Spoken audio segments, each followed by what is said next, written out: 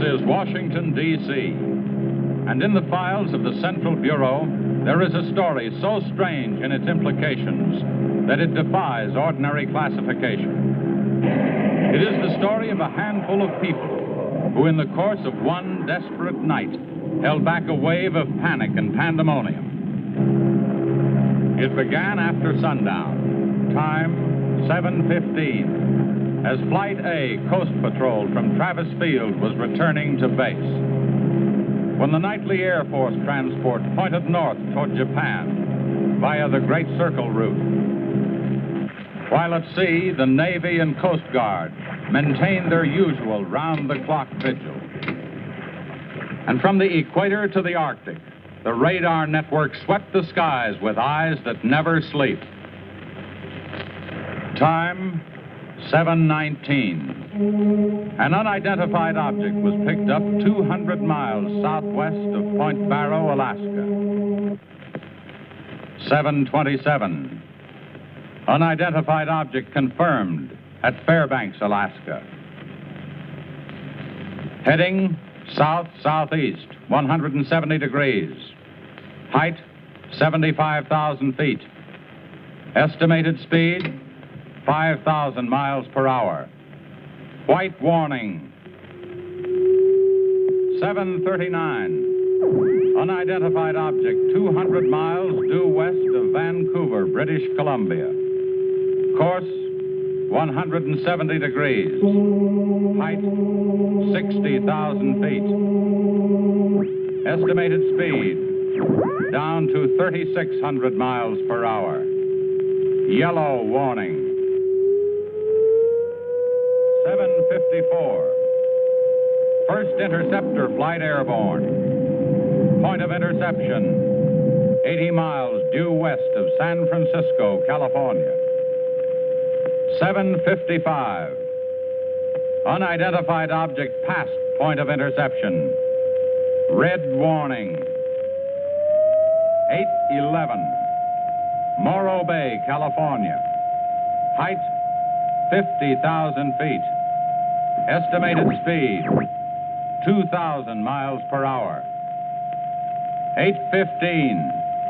Santa Monica, California. Height, 10,000 feet. Speed, 1,200 miles per hour. 8:18. All traces of unidentified object gone. Red warning lifted. By 8:25 at the Los Angeles branch of the Communications Commission, reports of strong interference with radio and television reception began to pour in from the beach area. The monitors went to work immediately. Mobile units were ordered to converge on the vicinity of the disturbance. Pinpoint direction-finding devices began to trace the trouble to its source.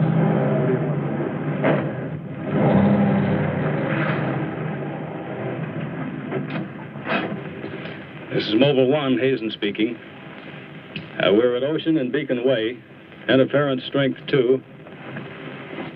Bearing 27 degrees. Over. Mobile 1 from center. Roger. Over. Mobile Center from Mobile 7. Over. Go ahead, Mobile 7. This is Mobile 7. We're Pacific Center and Beach 4. Interference strength 3. Bearing 39 degrees. Over. This is Mobile Center. Roger. Stand by. Mobile 1 and Mobile 7. From Mobile Center, point of interception estimated 3 miles north of surf. Repeat, 3 miles north of surf.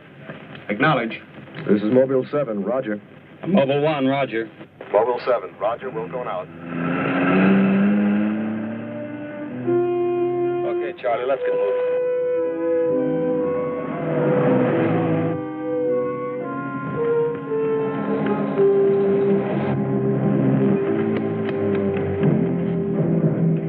What is it? Take me to a phone quick. I need an ambulance. What's the matter? My husband and Pete out there in the picnic grounds just above the beach. They've been hurt. Well, this is a communications car.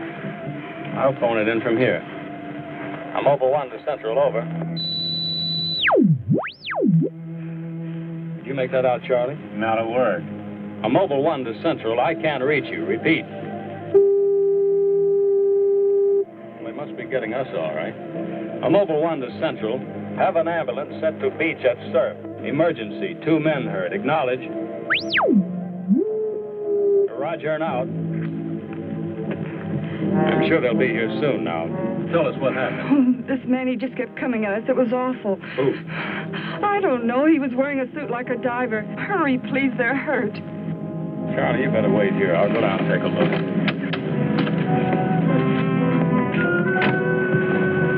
The young woman's hysteria became obvious as they reached the picnic grounds at the beach. There was no sign of the mysterious intruder, and little could be done for her husband and their friend until the ambulance arrived.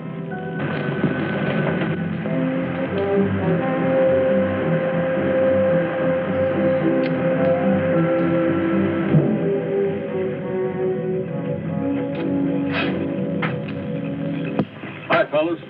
How are you doing? We're just taking another reading now. What happened down there? The police took the girl and one of the guys to the station. What about the other one? Well, he's on the way to the morgue. That was her husband. You're right on the button, Charlie. 44.7. Report back to Central if you find anything else. Charlie, grab that portable and check the beach, would you? Got it right here. I'll pick you up right here in about an hour. Where are you going? Police asked me to drop by the station and sign a report. I'll see you later. If you don't, you know where to look for the body.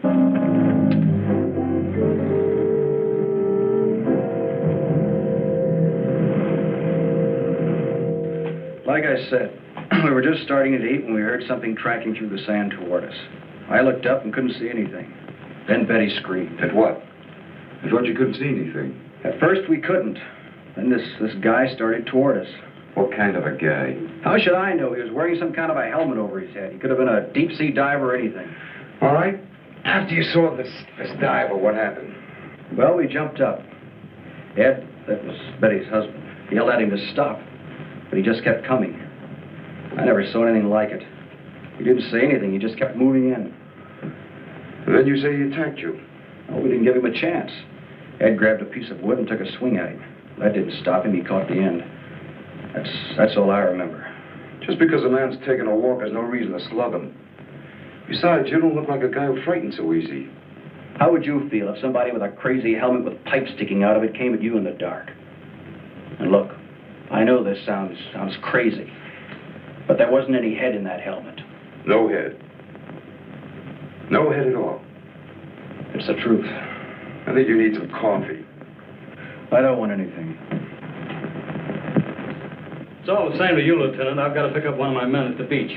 Okay, thanks for coming down, Hazen. Hope I didn't put you out. No trouble. So long. You too. All right, let's start at the beginning. How well did you know the dead man? And his wife? Betty and I went to school together. I knew Ed a year. How long were they married? About a year. Wasn't her husband a little older than she? I don't know. But you said you and Mrs. Evans went to school together. And you never discussed anything personal with her? She did mention he was older, yes. How much? 15, 20 years. What difference does that make? That wasn't too hard now, was it? Where do you live? 629 and a half East Palm Court. Why? That's where the Evans live, isn't it? Yeah, I board with them. You do, huh? Now, Mrs. Evans is a good-looking woman. What are you trying to say?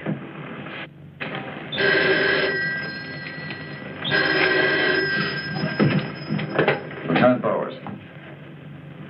Where? Yeah, I got it. I'll leave right away. Convicted of murder. Near the beach. Keep an eye on this guy until I get back. What are you doing? You'll stay right where you are. At least until Mrs. Evans feels well enough to talk. What do you want from her? Oh, I just want to see if your story checks with hers. After all, you went to school together, remember?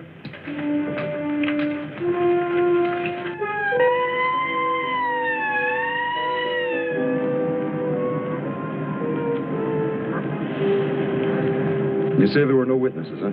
None yet. Anything missing? I don't think so. The cash register wasn't touched. Get a breakdown on the inventory as soon as you can. What about fingerprints? Boys are working on them now.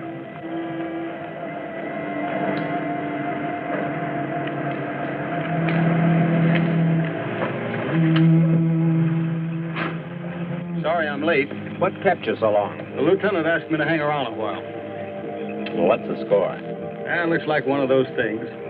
Pretty girl, older husband, young boarder. Kid claims some guy without a head knocked the old man off. You don't say. Anything else? Yeah, he had a diver's outfit with horns. No. He's going to have to do better than that. How are we doing? I took a reading about 10 minutes ago. The radiation is going out with the tide. What about the radio phone? It's working fine again. I just got a call from Central. They said Mobile 7 picked up some new trouble northeast of here. Here we go again. Hop in.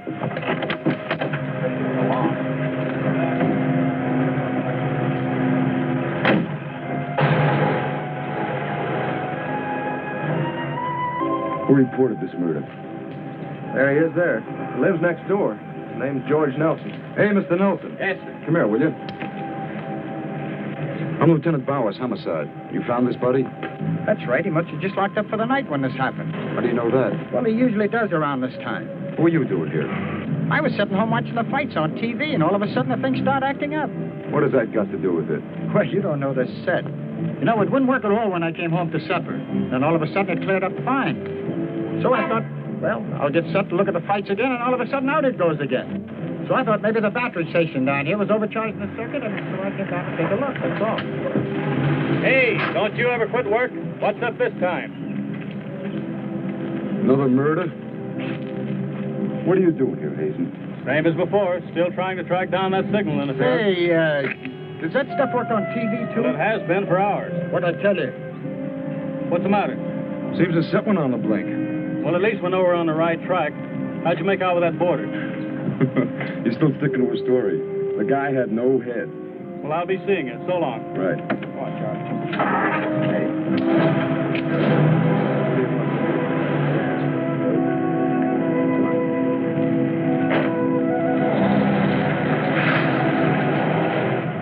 And so the communications team resumed its mission to track the mysterious interference to its source.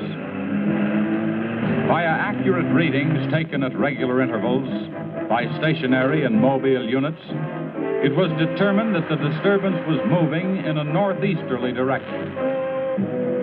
By 10:34, Mobile Center had pinpointed the disturbance at the edge of the Huntington oil fields. Units 1 and 7 were instructed to close in.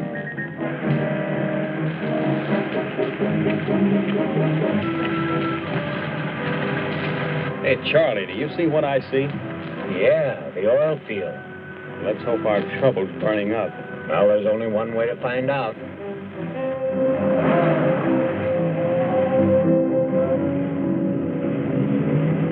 Look, Sarge. 2 murders and an explosion in one precinct is big news.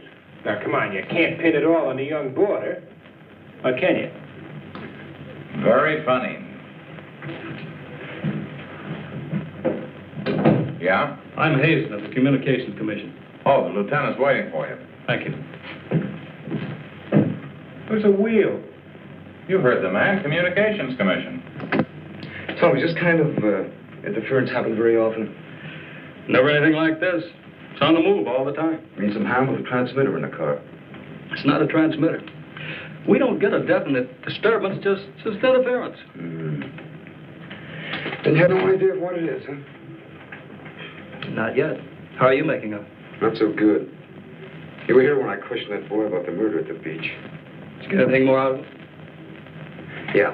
Come on with me. You might want to see this.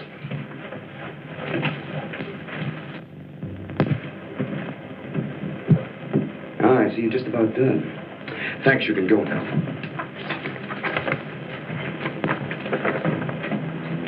Are you sure this is what the man looks like? What do you say, Betty? Well, just about, only I think the tubes were a little lower down. And you still insist there was no head inside the helmet? I'm positive there wasn't. What about you? Well, it was dark. I couldn't swear to it. Thanks. That'll be all. You mean we can go now? Yeah, for the time being. Just stick close to home. I may want to see you again tomorrow. We'll be there. Come on, Betty. Kind of changed your mind about those two, haven't you? Yeah, I guess I have. Hey, look, bring in the old man, will you?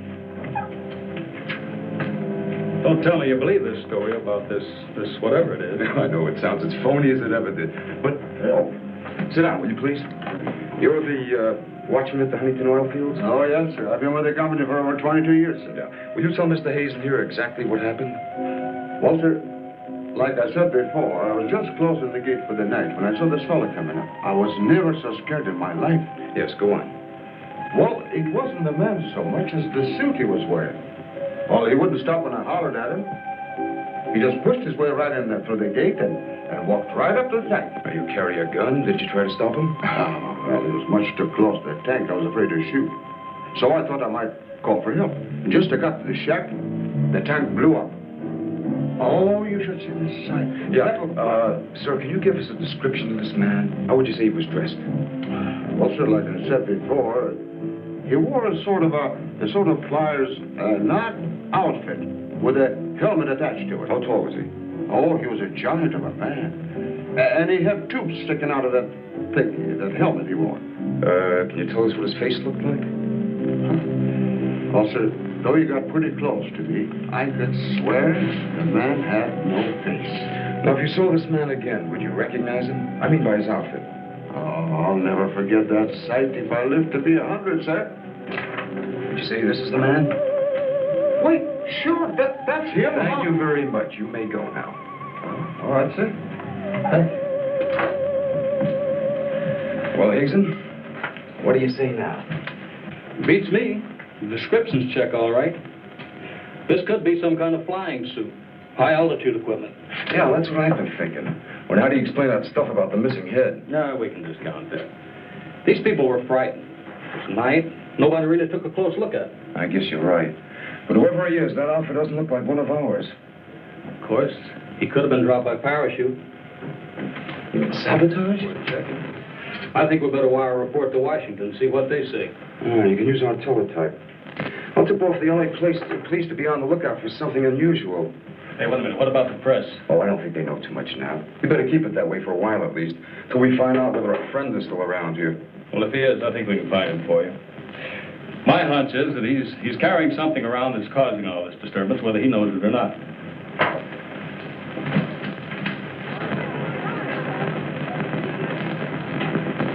Yeah. Kill that page one lead. They let the boarder and the girl go. How do I know? Maybe the lieutenant thinks that the guy in a flying suit knocked off the husband. No, not a chance. Not a chance of an exclusive on that picture. They're making a blanket release in the morning. Oh, there's a guy from the Communications Commission in there now. Yeah, I'll call you back later if there's anything new. Okay.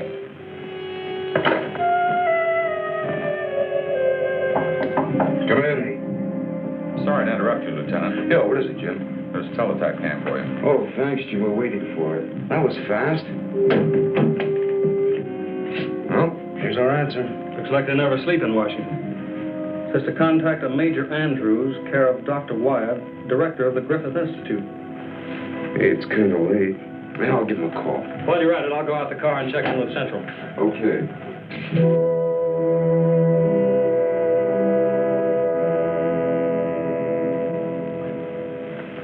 Well, that's the story up till now. We got in touch with Washington. They told us to contact you here. Very interesting. What do you think, Doctor? When I see something like this, I understand why you gentlemen might have thought sabotage was involved. Lieutenant, are you sure there were no traces of this saboteur, this X-man, found after the explosion in the oil field? Fire department went over every inch of the area. Didn't come up with a thing. Well, then there's a strong possibility that he might have perished in the explosion itself. I doubt that. We're pretty well convinced this man is carrying something that's responsible for all the signal interference. According to the last report I got, there was a definite disturbance about 3 miles east of the oil fields, sometime after the explosion. Well, then if he's alive, you should be able to keep an accurate check of his whereabouts. Not that easy. As a matter of fact, we lost contact about 3/4 of an hour ago. Maybe he realized you were trailing him and got rid of whatever he had that was causing the disturbance. In that case, there's nothing much my department can do to help you. I guess it's up to us. Unless you have some suggestions. Well, let me think out loud for a minute. It might just be that what we've been talking about so far And this phantom, as we'll call him, ties in with what the doctor and I have been discussing. That is very possible. I don't know whether you know it or not, but somewhere around 7:30 this evening, our radar networks picked up an unidentified object off Point Barrow, Alaska. They traced it clear down to Santa Monica before they lost it. Santa Monica? That's where we first picked up our radio interference. Yeah, right at the scene of the murder. Well, then, if all these things tally up, we've got some idea of how our man got here. You mean that he came in some plane? In that case, somebody would have seen it land and take off again. Or did it crash? No. No, we don't think it was a plane. No rocket or jet that has been built so far can attain the speeds of 5,000 miles an hour, particularly for such a great distance. And maybe we're on the wrong track altogether. Couldn't your unidentified object have been a meteor? They travel at a terrific speed. Yes, fast enough for most of them to burn themselves out the moment they hit the Earth's atmosphere. And did it occur to you that meteors are not very likely to travel horizontally, all the way from the North Pole to California? Well, if it wasn't a meteor, or a flying missile of some type, how do you figure this phantom ties in? We're not sure that he does. I don't care what you say, but it doesn't make sense to me. Anybody trained in sabotage would stay undercover. This guy's walking around in a monkey suit, killing people. Excuse me, Dr. Wyatt. Is there a Lieutenant Bowers in here? Oh, yes. What is it, miss? There's a Mr. Wakeman from the Chronicle here to see you. Wakeman here? Now, what does he want? Well, there's only one way to find out. Before you go, Lieutenant, I don't believe you have met my assistant, Barbara Randall. Well, hello. Hello. It's Mrs. Randall, Lieutenant. I'll be right back. Barbara, you know the Major. Of course. And this is Mr. The Communications Commission. How do you do? Well, I see you are working a little later tonight than usual. Yes, my husband's teaching a late class, and he won't be able to pick me up for a while. Besides, I had some work to do in the lab. Well, at least you'll have lots of company.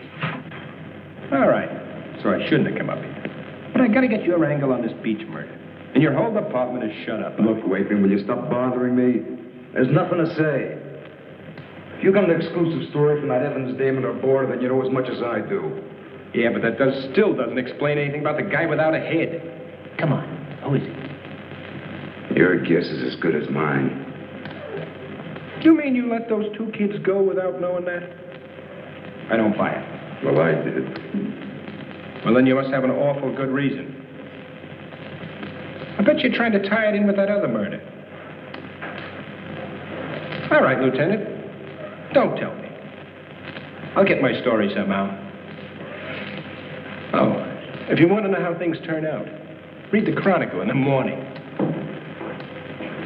That's right. Now get in touch with Charlie in Mobile 1 and have him call for me here. Okay, honey. Well, did you come up with anything? No, we're just briefing Barbara here. It's just amazing the way you've been able to put these things together. Don't kid yourself, Mrs. Randall. It seems the press knows as much about it as we do. Well, let's hope they don't come to the same conclusions.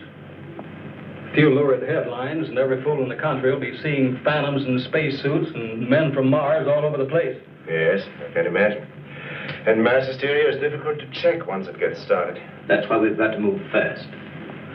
Well, from the looks of things, I guess it's up to me. I'll be in touch with you as soon as I hear anything. See you. By 12:30 a.m., the dragnet was in operation. Mobile units patrolled the streets and countryside. They covered an area 35 miles square. Special and sensitive equipment was prepared for action. Everyone on the job was ready to move on the first signal from the Communications Commission. Monitor Corona to Mobile Center, strength 4. Brickyard at 160th, moving toward oil fields. Contact your units. Over and out. Units 1 and 7 from Mobile Center. Units 1 and 7 from Mobile Center. Strength 4, interference at 160th in the oil field. Moving due east. Close in. Repeating, strength 4, interference at 160th in the oil field. Close in.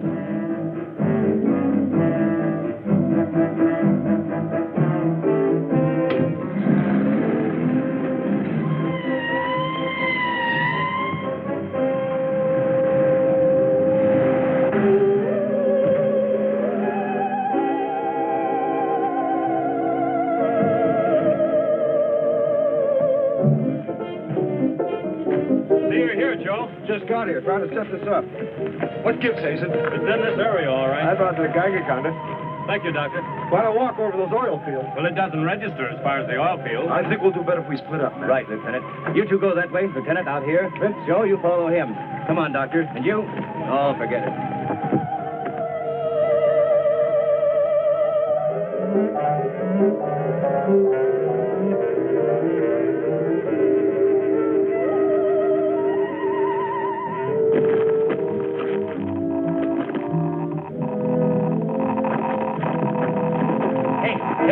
Look at this. Yeah, points this way.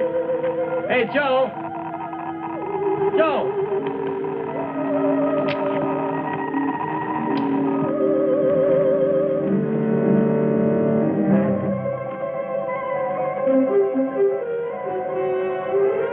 Hazen.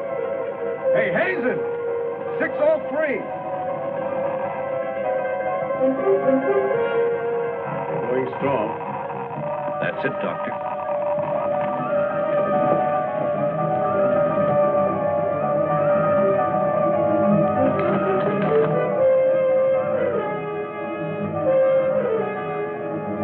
It's leading this way. Come on.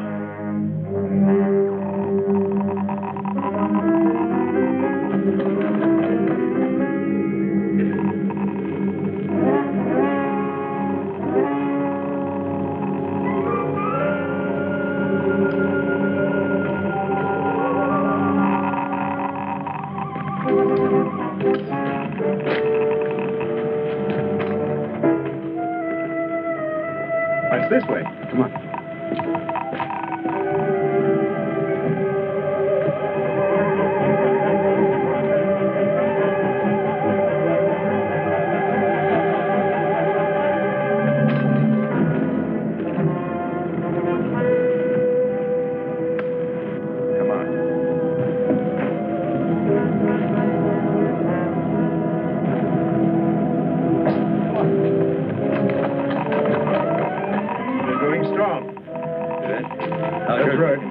Checks with me.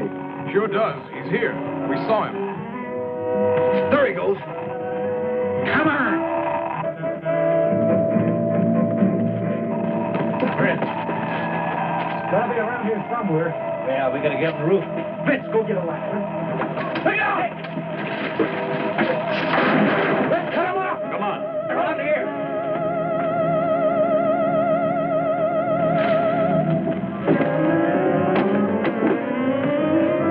Anybody see him? There he is!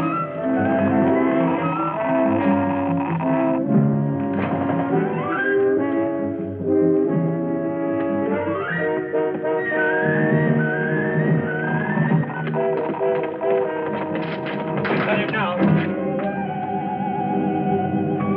We'll give you 10 seconds to come out of there, starting now. 1, 2, 3, 4, 5, 6, 7, 8, 9, 10. We're going in. Help you guys cover the door. Come on.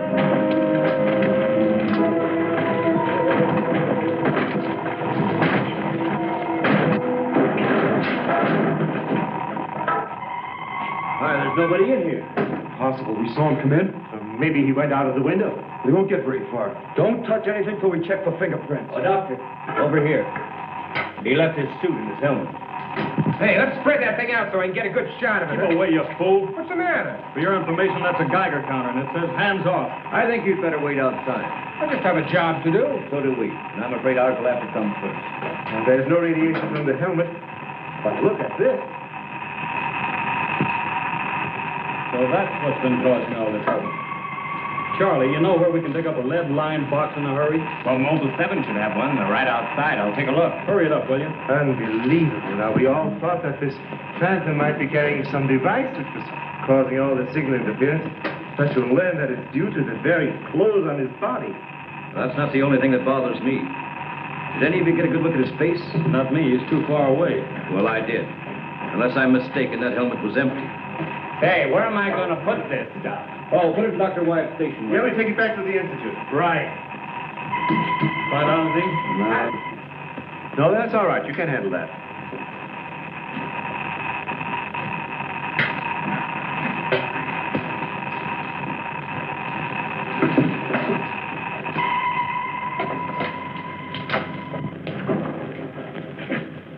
Any luck? Not a sign of him. The boys are still searching the grounds. For what? Nobody knows what he looks like without that outfit. I'll bet on that, Major. Reporter got a flash picture of him, and I just happened to borrow that film. It's on its way to headquarters right now to be developed. Good. Send us a print as soon as you can. Sure. Lieutenant, are you sure you don't want to come with us? We want to make a few tests at the lab.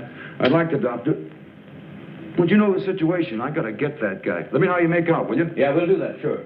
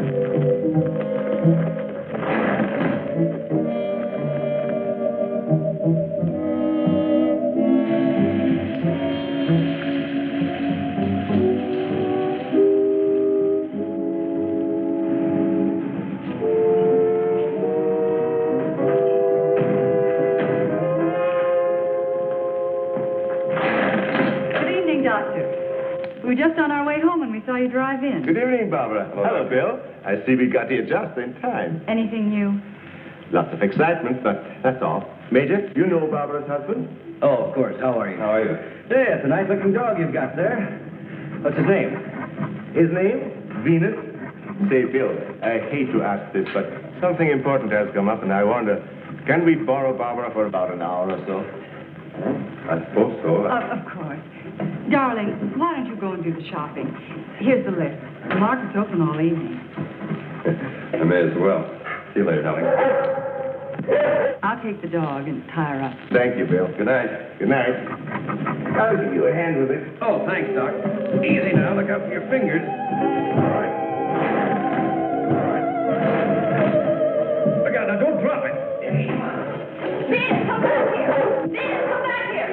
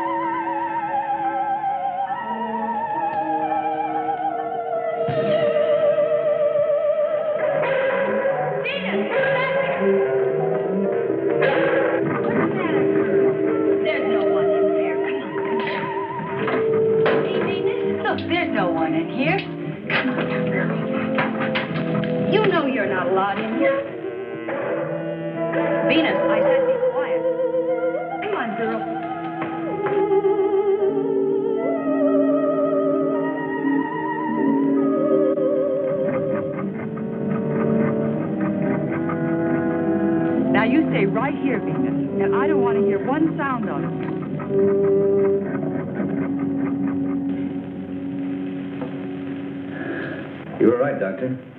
There are no fingerprints anywhere. What's all this? Hey, don't touch anything. You better put some gloves on. Our friend, Mr. X, left this suit at the oil refinery. You mean you were that close to him and you didn't catch him? I'm afraid so.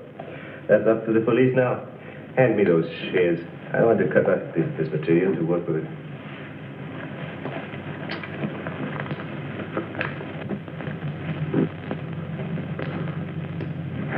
Hey, you better have those sharpened. But I just bought them.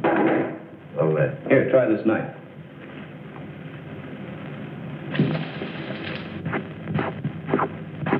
That still won't cut. Let me try.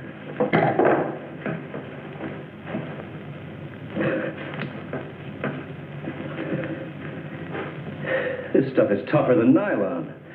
Why don't I try it over a Bunsen burner?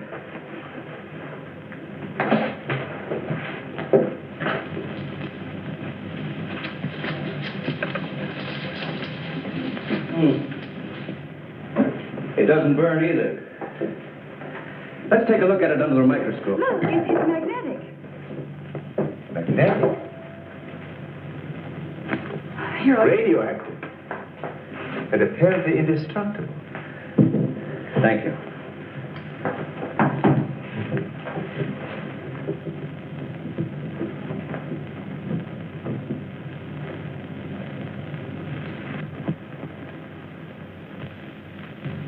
What's the matter? You tell me. Take a look at that weed.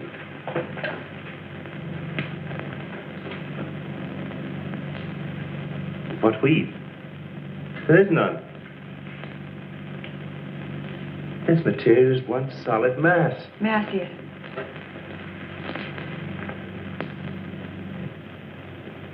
Why, you're right. It must be some sort of plastic. No. I'd say it's a metallic substance of some kind. Well, I've seen a lot of interesting alloys, but never anything like this. Let's try an acid test. All right. Go ahead. Careful now. We'll only take a drop or two. Repel acid like a raincoat repels water. Why, there's no reaction. Well, Major, this looks as though we were going to be here for a long time.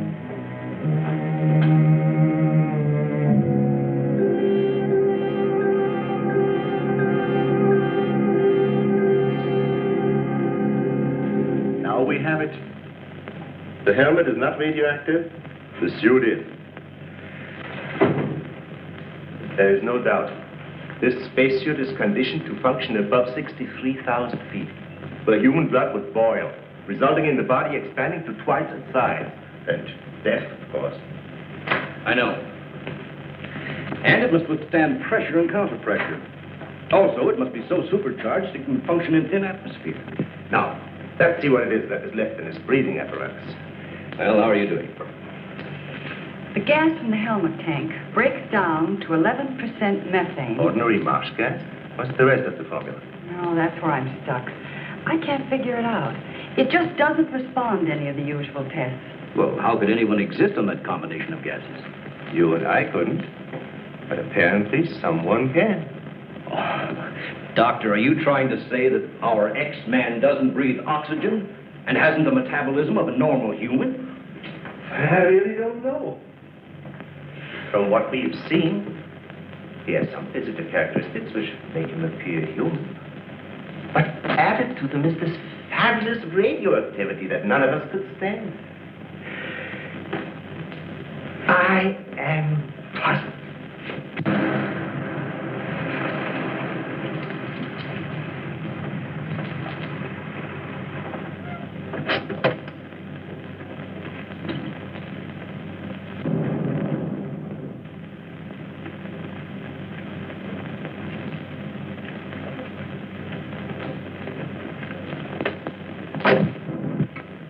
I think the answer lies right here in this helmet. Obviously, he needs it to survive. Otherwise, he wouldn't have risked wearing it where he was sure to be recognized. As it is, he only took it off when he was cornered. But if what you say is true, how can he exist without it now? Let me put it this way. It's like a patient in an iron lung. Sometimes one can be removed for hours at a time without any ill effects. Exactly. And I think the same principle applies here. And that means sooner or later, he has to get his breathing apparatus back or die. I don't understand. Well, I've got an idea. If we were to return this whole outfit to where he left it, he might be tempted to come back to it. Dr. Wyatt speaking? Yes, he's here. No, thank you. Hello, Major. Still at it, huh? Mm-hmm. No, we haven't got a thing, no. The picture? Yeah, hold on. He says the picture the reporter took of our man didn't come out. I was afraid of something like that. The radioactivity must have burned the emulsion. Hello. No, we didn't find any fingerprints at all in this clothes. Did you find any? Too bad. Hello? Will you wait there, please? We don't know what to make of this either. Have you heard from the communication boys yet? Well, let's hope they turn up with something. Major, Excuse me. Hold on a second. Yes? It's Mr. Wakeman of the Chronicle. He insists upon seeing you. He does? Where is he? I told him to wait in the lobby. Good. Hello? And it's our friend from the press is here.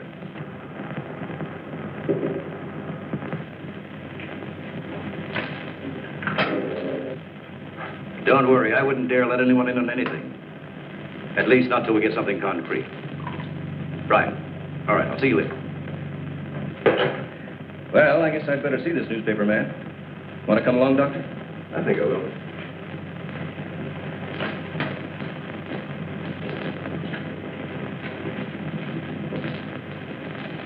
Oh, hello. Remember me? Certainly, yes. A nice lot of gadgets you got here. We think so. What's on your mind? Well, I was wondering if you might let me take a couple of pictures of that suit you brought up here. I'm sorry, we can't do that. Oh. Well, now, look, I got a wonderful picture of the guy running in the shack, and the lieutenant stuck his nose in my business, and what do I get? A blank.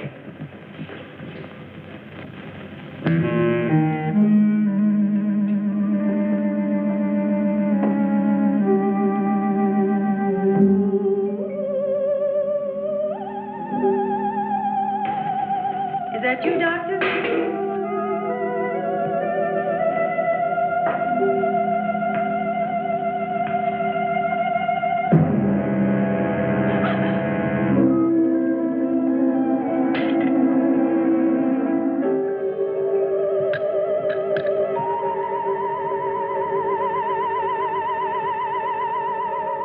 Well, you must have some lead on this guy, otherwise you wouldn't have brought that suit up here. Well, let's just say we were curious.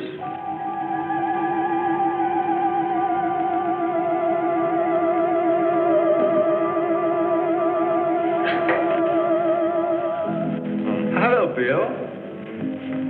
My breakfast soon? Isn't Barbara through? I don't know. She's still in the lab. Why don't you go up and see? I will.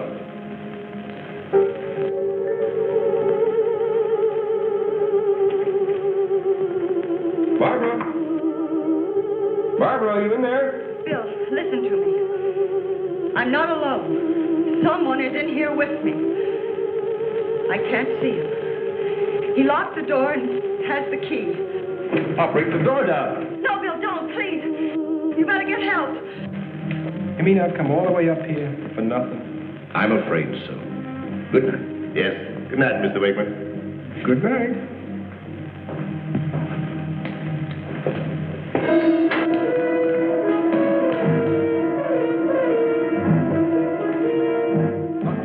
Major, come quick. What's the matter? What's the matter? Where's Barbara? In the lab. The door's locked and there's someone in there with her.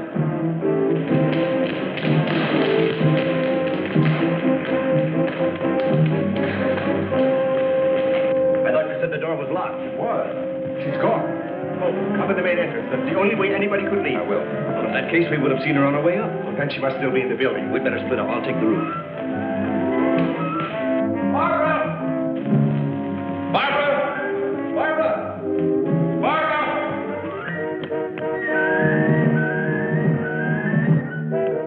Barbara!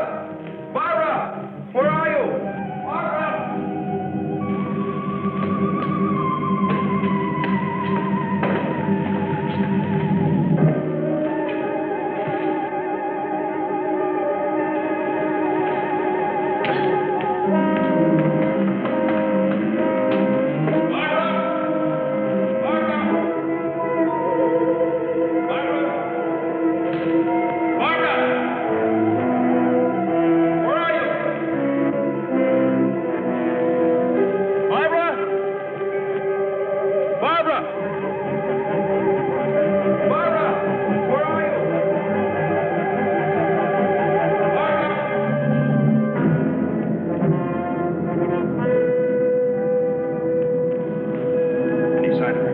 Not yet.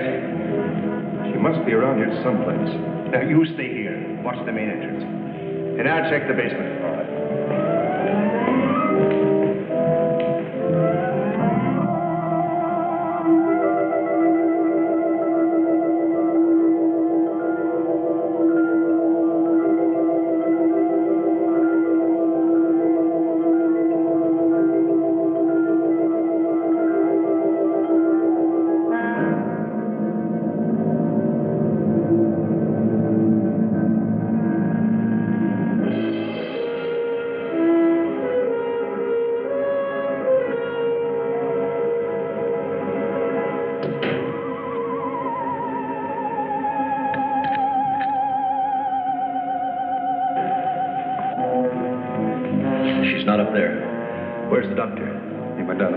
Here he comes. You didn't find her? No. I'd better call the police. But there's no telling what could happen to her in the meantime. No, take it easy. We're doing the best we can. But she said she was locked in, and she couldn't see who did it. Can you explain that? No, not yet.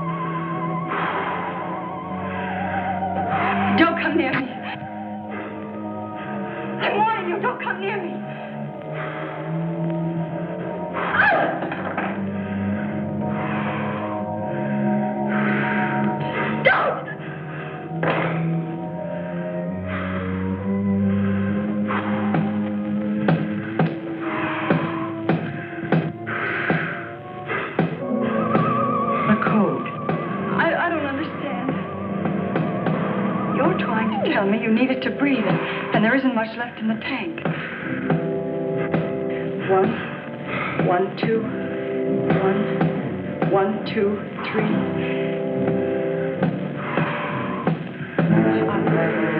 I'll write it down.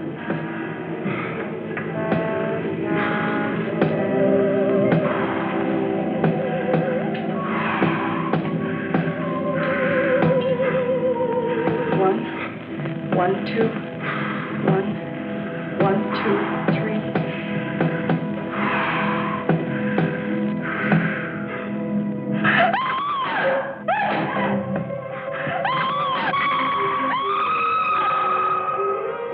In the lab.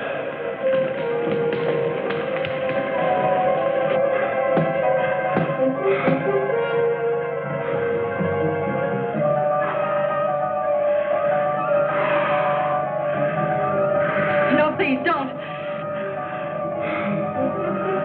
She's in there. Barbara!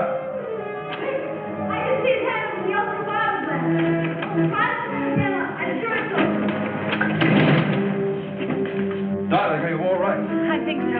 I'm looking for him. I just saw him, so he must be in here.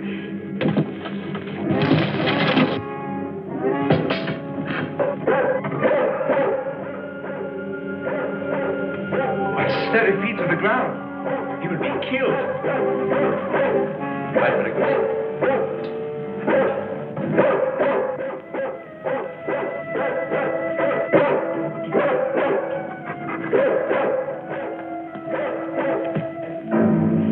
He was right there. I couldn't see him. I didn't know what to do. Come here. Quick. Still disintegrating. This is amazing.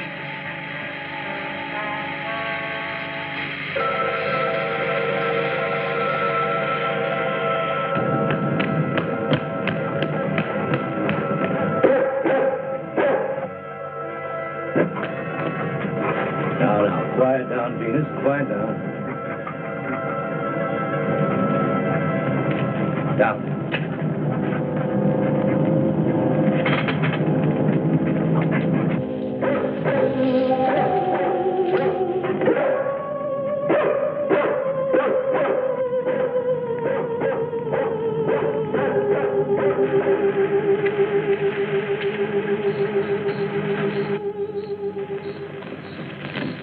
Mobile Center from Mobile 1. Come in, please. This is Mobile Center. Go ahead. Get hold of Major Andrews or Dr. Wyatt at the Institute. I want to talk to either one of them. I will do. Stand by, Mobile 1. Dr. Wyatt speaking. Oh, yes, Mr. Hazen. Yes, we're still at it. Lots and lots of excitement, but nothing definite yet. Have you anything to say? The trouble seems to be just about gone. We get a flash in the direction of the observatory once in a while, but I figure that's because of the outfit you're testing. Yes. Lieutenant Bowers ought to be here any minute. Of course. How long will it take you to get up here? Good. See you then.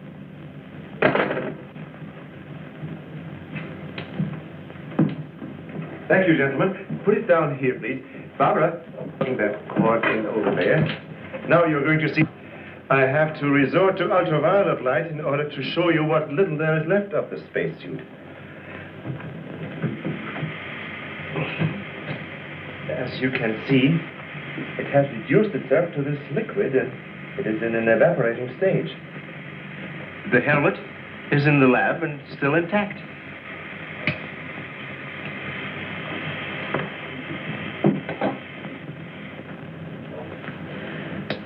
This is amazing.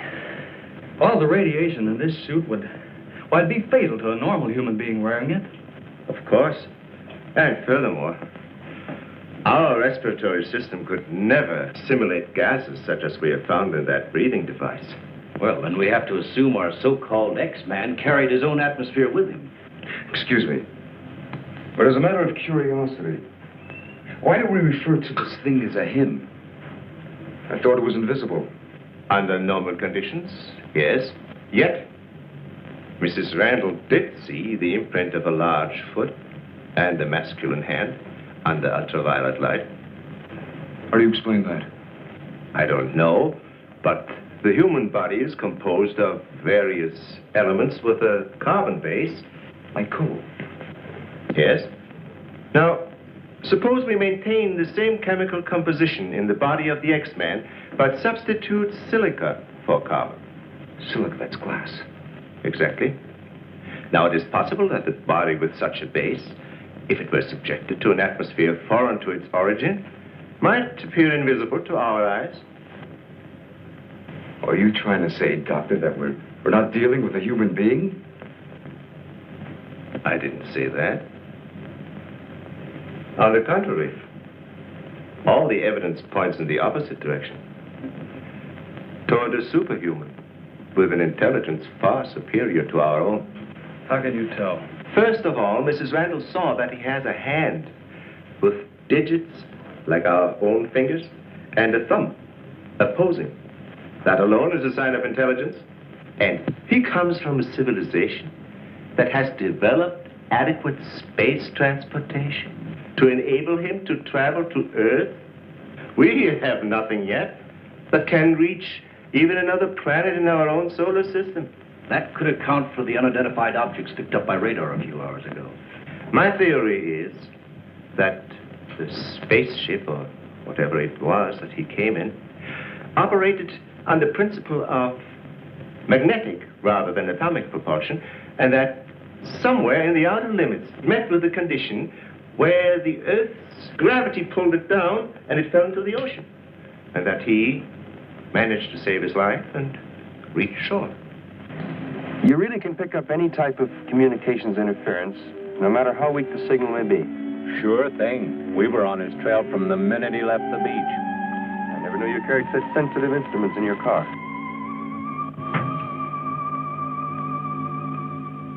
What you told us is very interesting, Doctor. But I've got to make an official report to headquarters. Are you willing to be quoted that the criminal we're after is a creature from another world? All I can say is, we know that our Earth is not the only planet capable of sustaining life in one form or another. You can quote that. All I've got to go by is some footprints in a hand. That isn't much. No fingerprints, no description, no nothing. And we're after a killer. Has it occurred to you that our X-Man has no apparent motivation for his acts, and might therefore not be an intentional criminal at all? You have a point there. Hey, wait a minute. Come to think of it, the young boarder we suspected, he did say that the girl's husband threw the first punch. So? So that could have been enough to provoke the strange creature. And the same could have happened at the second murder. Sure. But what about the fire in the oil fields? Evidently, our man sensed the presence of some gases, which he thought might be utilized in his breathing apparatus. Yeah, that could account for his presence at the oil refineries, where something went wrong, causing the explosion.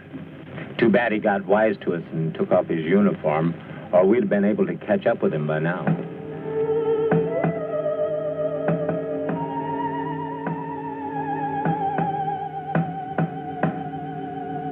No, he didn't utter a word. But I'm convinced he was trying to convey a message to me. He kept tapping out a code. I wrote it down. Let me see that, please. Doesn't make sense. Well, it may be based on some mathematical system we know nothing about. But he was trying to tell us something. Why did he run away?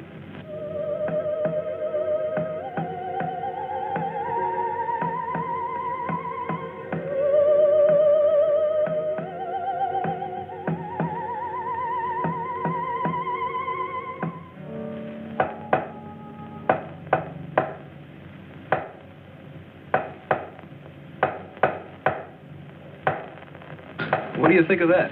Huh. Hazen must be crazy sending out stuff like that. I guess so. Why don't you try and get a hold of him? Yeah. Mobile 1 from Mobile Center. Come in, please. Mobile 1 from Mobile Center. Come in, please. Mobile 1 from Mobile Center. Come in, please.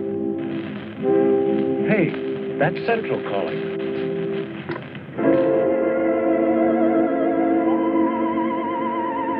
You better stay here by the car. I'll go tell Hazen. Yes, Colonel Powell. Of course, I'll mail you a complete report first thing in the morning. Yes, sir, thank you. Oh, and I'm awfully sorry to disturb you so late at night. Right, good night, sir. He's around here, this invisible guy. He was in the car. How do you know? I was talking to Randall outside when I heard Central calling. Before I could get over to answer, I saw the door open and shut by itself. He's desperate. For all we know, he could be trying to send a distress signal to his home base, wherever that is. Well, let's hope he doesn't get through. We've got enough problems with just one of those guys. Well, at least we know he's surrounded the vicinity, and it's obvious what keeps him around. Of course. He's got to come back for what little gas there is left in his helmet. And when he does... Oh, please, the most important thing is to take him alive. If we can only make each other understand, there's no telling how much science can profit. I'll go along with that, Doctor. But I've got to make sure that once he's cornered, I'll be able to hang on to him. I think we're all agreed on that. All right, good. Then we must see it from his angle. He's in an alien world. No doubt we are as frightening to him as he is to us. Now, the most important thing, then, is to keep calm at all costs and do nothing to provoke him. Immediately, a simple plan to trap the Phantom went into operation. All obstacles to his entry were removed. To erase any possible suspicion, the doors were left unguarded, and inconspicuous electric eye equipment was set up. All this was connected to a makeshift control board, which would immediately signal the exact location of the trespasser. Now, there was nothing to do but wait. The one road leading to the Institute was blocked off to make certain no outsider would upset the plans or interfere in any way. What's the big idea? Sorry, nobody's allowed through here. Who said so? Lieutenant Bauer's orders. Oh, is he up there? He might be. Well, you get word to him that Joe Wakeman of the Chronicle is here. Sorry, bud, I can't leave. Oh, what about them over there? Hey, you over there. Me? Yeah. Aren't you the guy from the communications outfit? Didn't I see you down at the oil fields a couple hours ago? What of it? You got anything to do with this? Well, you'll have to ask Lieutenant Bowers about that. How can I if he won't see me? That's a good question.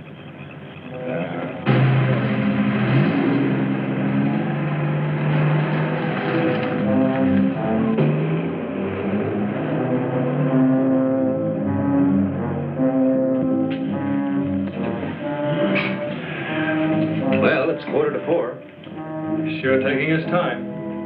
Time is cheap. Yeah, well, how long can you sit on the edge of your chair like this? All year if we have to. I only hope this mechanism works. It will, unless he flies in between the wires. I wouldn't take any bets that he can't. Well, if everything else fails, we still have Venus here to help us. You know, I'm certain she sensed his presence before. That's why she carried on so.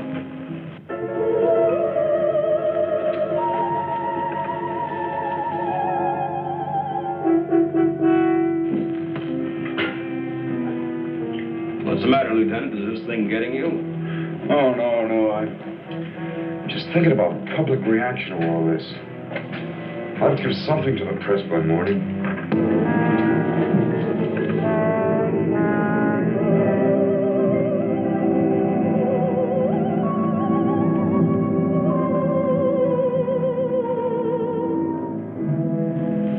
You know, ever since I was a kid, I wanted to be a pilot. And then after I got my wings and had 75 missions, I thought I'd seen everything. Now, after all this, I know I haven't seen anything. He's here. The back entrance. Let's head him off. Remember, now, take it easy. Don't try it.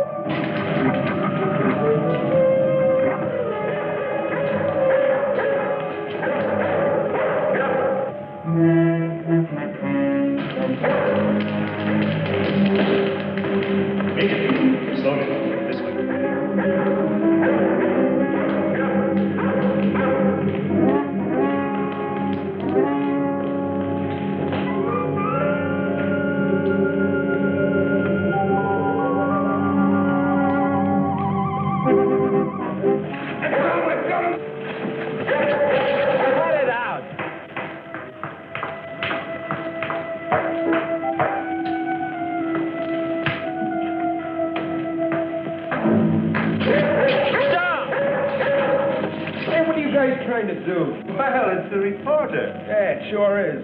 What's going on around here? You guys crazy?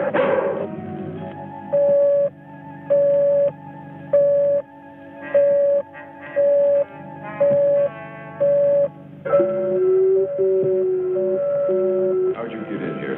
Oh, that don't make any difference. Come on, what's up? What's going on?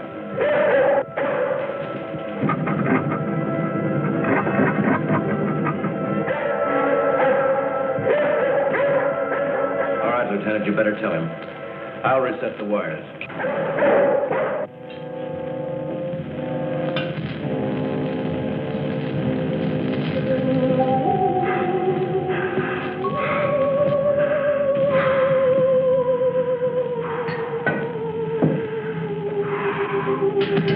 Don't be afraid. We want you to live.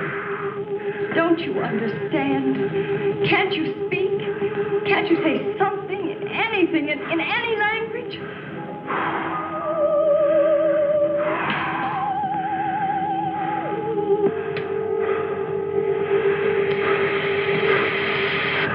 Listen, everybody. He's in the lab with me now. He's in the lab with me now. Venus, be quiet. The door is unlocked. Hurry. He's having trouble breathing. I don't think he can last much longer. And please, don't let Venus get at him. And walk in quietly. Quiet, Venus.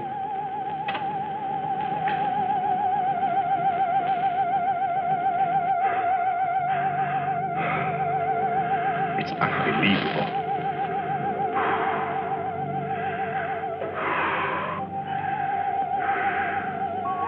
You see, there's nothing to be afraid of. Nobody wants to hurt you. I've tried to reason with him. I feel he understands, but he can't speak. Wait a minute, I'll try his code. I think I remember it right.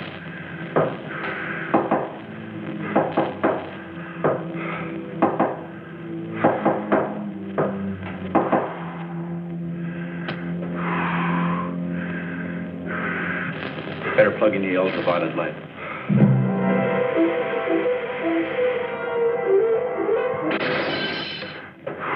Oh, you scared him.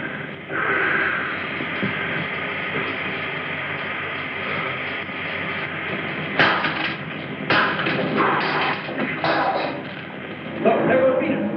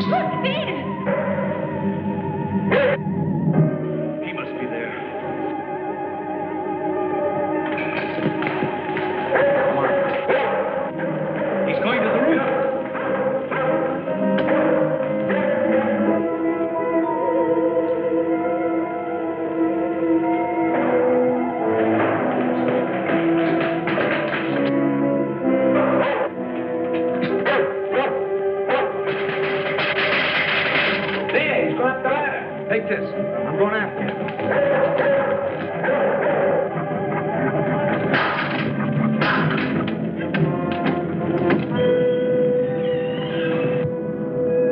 The door. In here with a big telescope.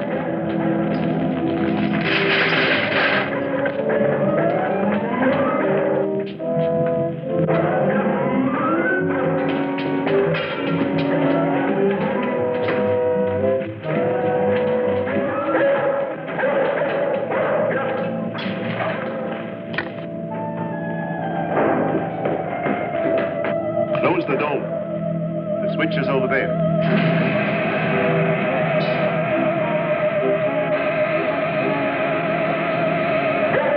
Wrong sense of something. Quiet, Venus. Well, if he's in here, he'll never get out now. Door is closed. This is what I've been waiting for. Please, Lieutenant. This is our last chance. We have to take him alive. Plug in the lamps. There's an outlet here.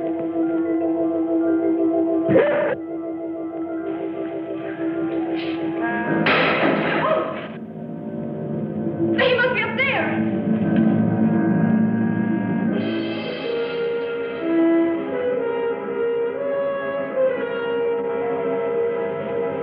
The whole body's aglow.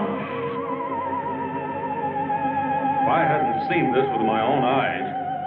What do we do now? Stand back.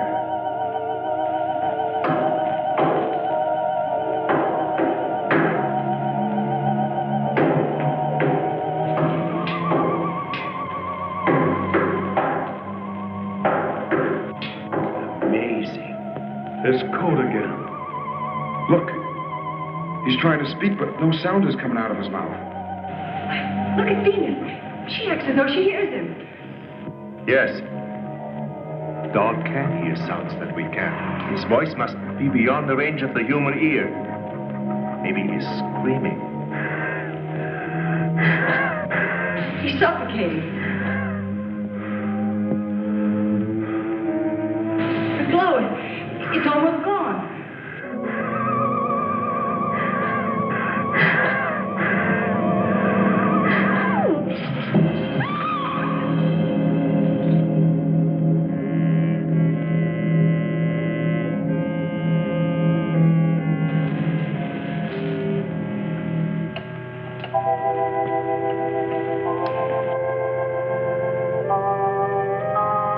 We won't need these lights anymore.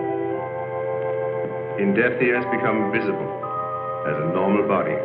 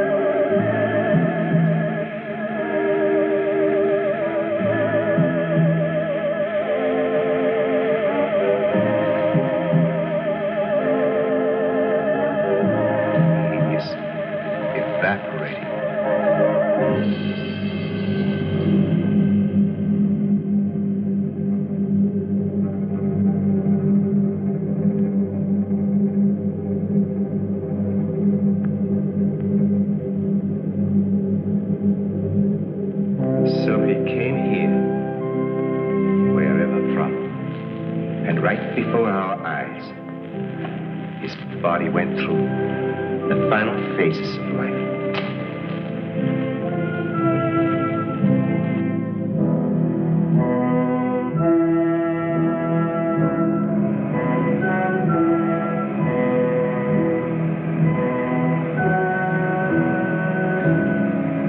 Well, it's morning.